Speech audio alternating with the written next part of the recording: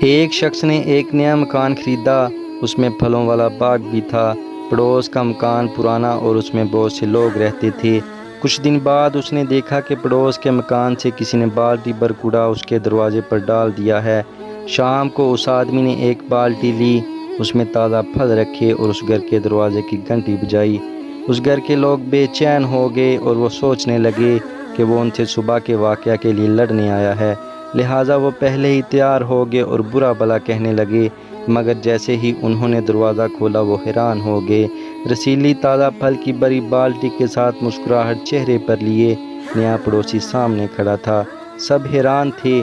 اس نے کہا، جو میرے پاس تھا وہی میں آپ کے لیے لا سکا۔